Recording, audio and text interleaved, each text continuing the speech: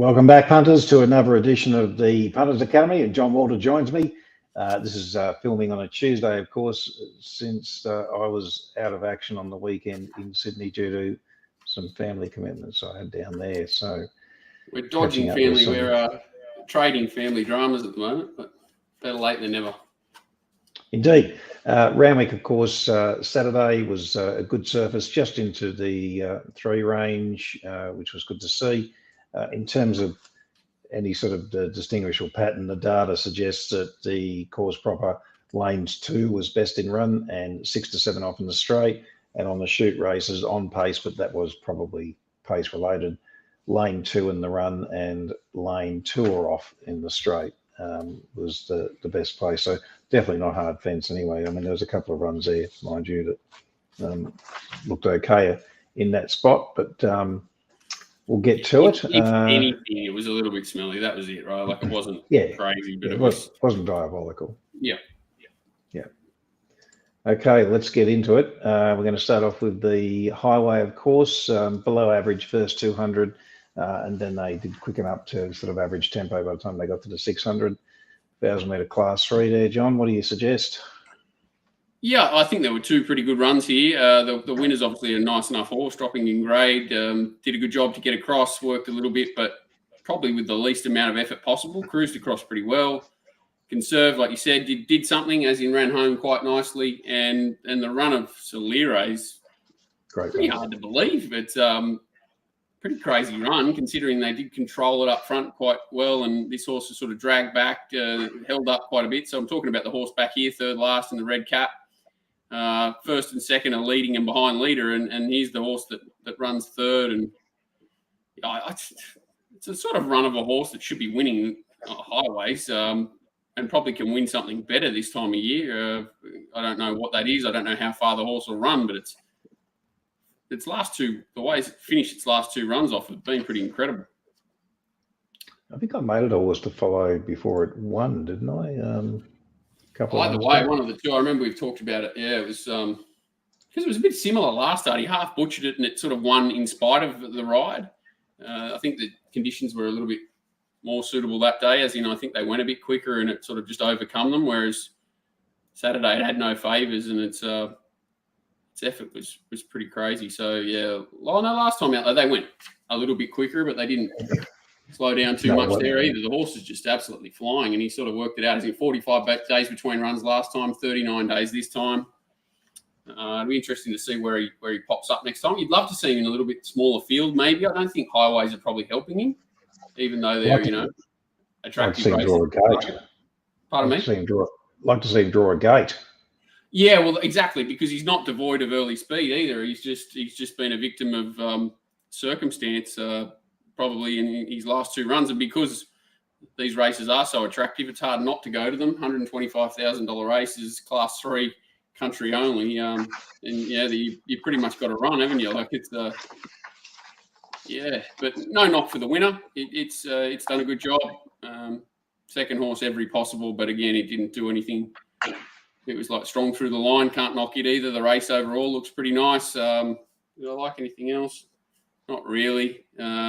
Extra Flash is racing well. This horse Proverbial went okay. I think Extra Flash can pick up if it's a horse that could go back to country grade away from a Midway and highway and win for sure. But you wouldn't be getting any flash odds anyway. Yes, okay. I think that probably wraps up that race. Let's get on to the Midway. Very slow tempo here. Didn't suit Floating, who ran some pretty slick sectionals. Well, best on the day, really, between the 6 and the 2 and the 4 and the 2. Might be suited getting back up in trip again. So that 1,800 back to 1,600 I didn't think was ideal. But King Ratel got the job done, or Ratel got the job done. Blinkers again, big plus for it. Well backed, of course, the longer runs. It's obviously back in a similar spot to Floating, though, isn't it? It's hard to sort of commentate on this race because they just went so slow. It should be impossible for those horses to run on. And he's sort of running away from them through the line, isn't it? I thought it was a pretty bad ride, to be fair. He's quite keen here. You've got a 3-wide line that he could have easily tacked onto, which sort of the horse that's 3 wide at the moment sort of toes up outside the leaders in a minute, which would have had King Rattel sort of 3 lengths closer for doing no work. So the only thing you can say is that they did slow down a little bit between the 8 and the 6, a couple of lengths, and they didn't really quicken up at all between the 6 and the 4. So that sort of mid-race slowdown. So they didn't take advantage of it. Yeah, the leaders. Yeah, exactly. Yeah, they're not really sit sprint horses, are they either? So probably the horse that's really disappointing here for me was Excelidus, which is behind the leader. Probably looked a query to run a strong mile, but you didn't have to run a strong mile here, as we're sort of alluding to. It's probably the horse that was, maybe a bit weird trying to poke up for an inside run there, but still very plain. I thought a couple of forgives that horse. What's the one back on the inside? It's called Ripped. I didn't think it really got a lot of room to move. I'm not saying it's a horse to follow, but it's one that sort of looks forgivable. Looks like it's sort of got energy through the line and was in restricted room. And Olympic Gaze, even down the outside, I'd treat it as a barrier trial for it. Not a horse to follow, just a horse that was completely disadvantaged. The winner can certainly go on. He's been placed very strangely throughout his whole career. This is probably the easiest race he's bobbed up in, and it's no surprise to see him a little bit dominant. Okay, let's get on to race 3, which of course is the 1172 sprint. Slow early first 300 metres, and then they sort of only quickened up marginally by the time they got to the 600, still below average tempo overall. A few things to talk about out of this race, John. This is my favourite race of the day. This is the only race I actually bet up in, and God bless the winner. I didn't get the $12.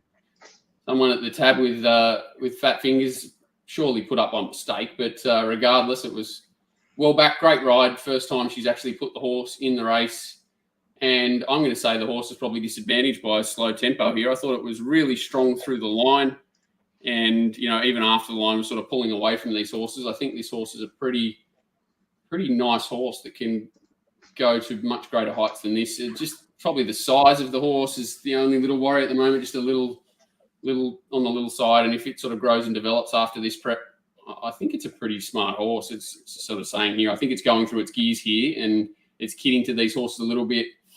As you see, sort of late, Sacramoni's not a weak horse for mine, even though it sort of sat wide here. As you said, they didn't go quick, and through the line here, you can sort of see it just getting away. They've all peaked, and I think this horse is just building through its gears. So I think it's a pretty good horse, the winner, and its form probably doesn't suggest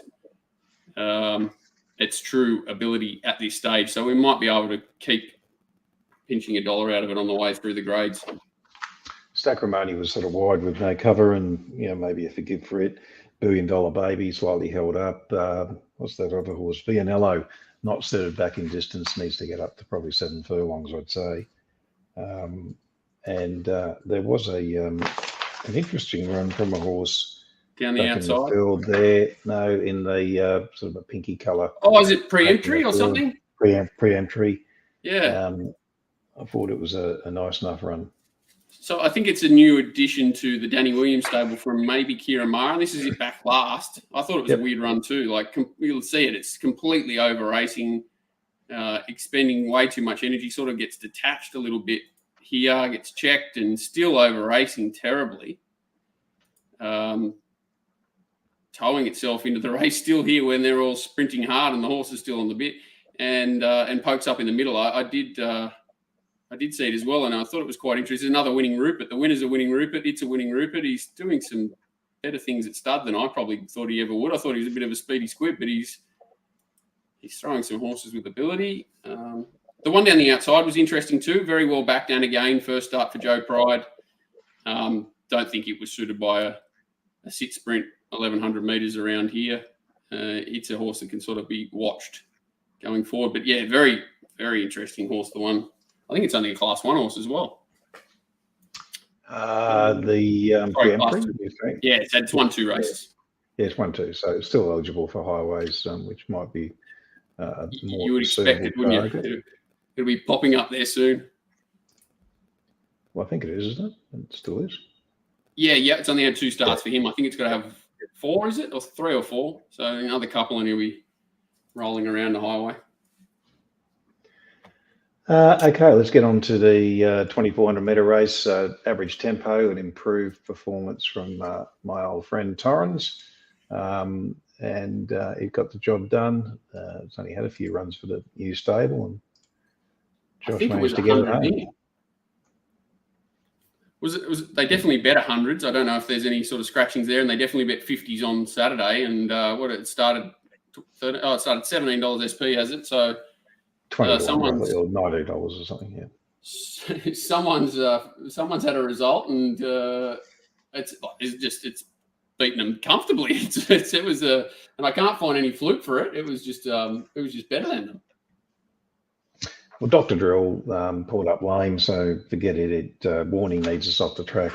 Other than that, when they questioned the trainer, I think maybe the improved performance was they were putting more work into it and put the winkers back on, didn't they? Did you? I love that.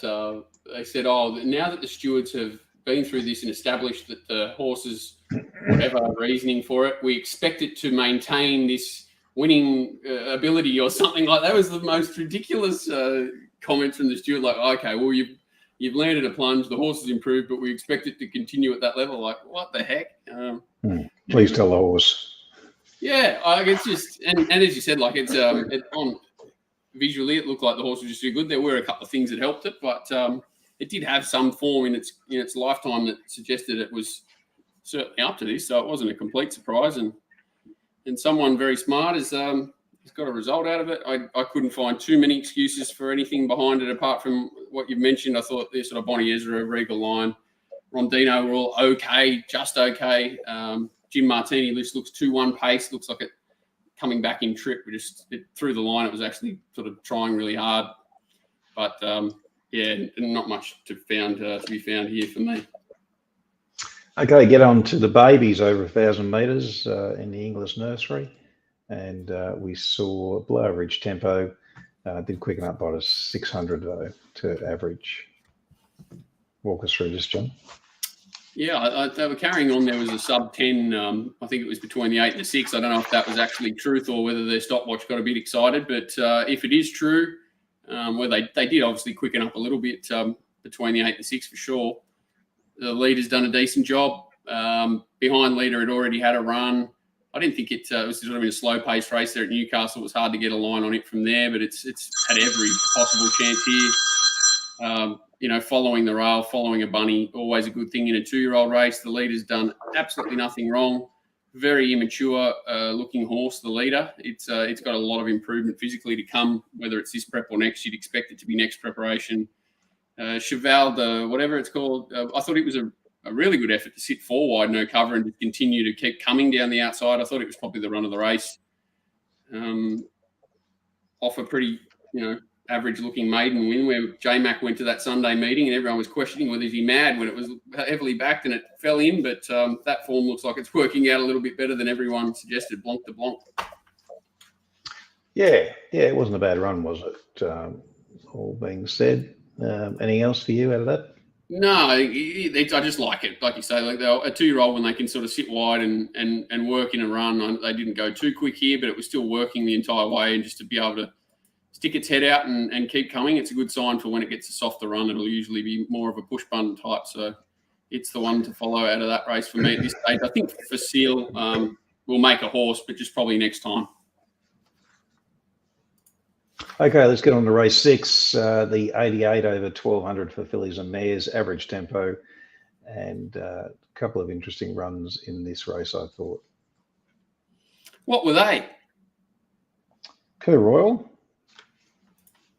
wasn't particularly got really keen and weird. It was a good ride on the winner, wasn't it? Like if you had a mapped at 4th confidently, you could have definitely backed it in this race.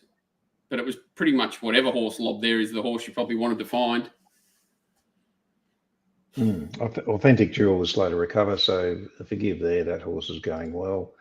And what else do I have to say? Nicky Swing looks like it's come back okay.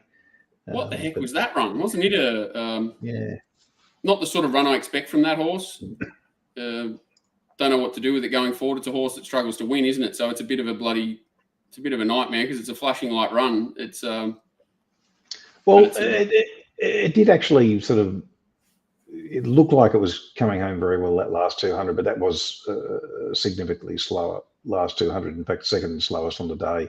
only to be beaten by the 2-year-old. So maybe a little flat at the last furlong. Kind of makes sense, doesn't it? Like the way they're bunching, doesn't it? Like it's it was. I just remember looking at it a few times. This is not a horse that I really love per in a way, and it's had every chance. It's sort of in the right spot, but even the roughies out the back are closing, moshed up, sort of coming back on the line's not a good sign. After being beaten off from a behind the leader position, it's nearly coming again. So yeah, I'd be treating this race with caution. Indeed. Okay, now let's get on to what have we got here? The Razor Sharp. Is that what's it called now? I don't know, but it's the Razor Sharp. Well, I'm still calling it the Razor Sharp. They can do what they like. Probably called the Ingham Chicken Nugget Handicap or something now. The Razor Sharp over 1,200 metres, quality handicap, and Sky Command got the job done again. Full control, isn't it? This is what it needs. I thought they'd go a little bit quicker here. And I definitely didn't think Brigantine would be outside leader. And I thought if it was, it would probably win. I thought it was a little bit disappointing, if anything. The winner does need things to go its way, but is capable when it gets them. And I couldn't find too much out of this race that I could find excuses for, apart from the tempo. Not suiting those sort of out the back. A lot of them got keen. Couldn't find any excuse for why Ha falls. Couldn't find any excuse for Brigantine. I thought Foxfighter was enormous again, but just a victim, isn't it? It's sort of had poor draws as well. It can sort of race closer, just hasn't had the opportunity. But it's just like 1,100, 1,200 tops on a dry track. He's a really dangerous horse at the moment in these sorts of races. And 11-11, I thought was plain. Superior was a good run. Poked through late. But he's a bit of a drama queen. Superior, isn't he? He's a hard horse to catch these days. And that horse runs second last there, Dragonstone. Just forget it. Yeah, I believe so too. Backing trip probably for it. And just nothing went right. He did it. Could have just pulled himself into the ground. Okay, that was easy. Soft track as well. Forgive for this thing out here too. I don't know what the hell they were doing on what's it called? Surreal Step. Intention to ride more forward, but I don't think that was what they were hoping for. Even Taxu wasn't a bad run, sort of completely unsuited here. Wet tracker that wants 1,400. I thought his run first up was okay. I think that form will be okay, but yeah. What do you do with Nash Marty? Sack? Oh, you got to forgive it, haven't you? You've got to forgive it, but whether it's come back as good as it was, I'm not sure. Okay, let's get on to the Villiers, as I will call it. And we saw a solid tempo here. And I'll call it a $2 million hurdle without the hurdles. $2 million hurdle. That's a bit brave. What was this? On what planet should this race be worth $2 million? Anyway, to us, it's just another race, right? Yep, that's it. And okay, what do you have to say here, John? They went along quick enough. I thought it is a really poor race overall. I'm not hang on, I'll clarify that. I don't think it's a horrible race. It's just, to me, it's not a race that you're going to gain a lot from. It's the horse that got the right run in Kerwin's Lane sort of poked its head out. A lot of one-pace types were in this race. There was enough speed for them. Like Lions Roar was a decent enough job. Got come through from out the back, pace assisted a little bit. One pace. The Tissue was the sort of probably better run of them, circling, but had a really good setup and coming out a strong race. You expect it to run well. Then you've sort of got Arameo and Skylab Skylab took a dead set 1,000 metres to get going. I don't know what the hell you do with this form. I don't know where it translates to. Probably similar. They'll just keep racing each other, these horses, in similar races for the next 12 months. But what the heck you gain out of this race, I don't know. And I couldn't really find any horses with sort of flashing lights or forgives that I wanted to follow out of it that finished anywhere. The slowest last 400 race rating on the day, so that tells you something about some of those horses finishing on. I mean, Skylab looked like it was coming home, Yeah, but it looks gone, doesn't it? Before it was coming home, and then it looks strong, and it's just not, is it? It's just whacking. Look, I thought the run of the race was Sunshine Rising out the back there. Yep. And it may have been a little bit hidden. Second up after a long spell. Probably maybe need another run, maybe. But I'd like to see it sort of get up to about 2,000 metres now. I think after last start and the rider gave it, he was just so conscious of not sitting wide and working that he's ridden it way too quiet. And I think that that will certainly help your line of thinking too, as in I think this run will not hurt it at all. So, and he's one that can certainly settle closer and both his runs have been really good. So hopefully he holds together and the stable's certainly flying. Wouldn't hate a rider change, but the horse is going well enough for sure. Dajran too, I think, so forgive. Covered plenty of ground. Yes, and he was second up off a big win first up, wasn't he too? So he might have been a bit flat as well. Okay, let's get on to the race 988 over 1600. Average tempo. Nugget got the job done, pretty much rated what it did. My spruik on this horse is not all that great. I mean, it only just beat Steely. But, it's did the job. It's going well enough, I suppose. Yeah, like last start he didn't do anything too. Like he ran in good time and everything, but sort of had every chance there in a similar race. He's found two races that are really winnable, hasn't he? Like you say, Steely was well ridden, Steely, and did a good job. But there's not too many horses here that are going to beat this grade or come out of this grade too far. And I think he's the only one with any upside. He had the perfect draw. He had the perfect run. The claim helped, I guess. It did. This is what it looked like on paper, wasn't it? And it sort of just did what you expected. But I don't know if he would have won the Villiers. Maybe he would have because it was a pretty average Villiers. But I think you've done well if you've collected here. Yeah. I mean, it's not much more to say. Cisco Bay pulled up lane, so forgive it. And I think we can probably move on. Unless you've got something else you want to add. Like all of these runs, I had a good look at all these horses down there. The Mahogany, Irish Legend, Goldfinch. They just don't do anything. Like they just whack away, and they've got bad racing patterns. There's just not horses you even really want to talk about. So we move on. Okay, on to the last race. Above average tempo here, and Democracy Manifest got the job done finally. Far out. Darren, he must have been, he hasn't slept for 7 or 8 weeks trying to get this horse back in the winner's stall. I've never seen a race call that loves a horse more. But racing really well, this horse, and probably once it got a little bit of speed up front, that was the only worry because it's a horse that gets back. And then not a lot of quality in the race. It was just too strong for them. Certainly helped it. I don't think it's going much further than this.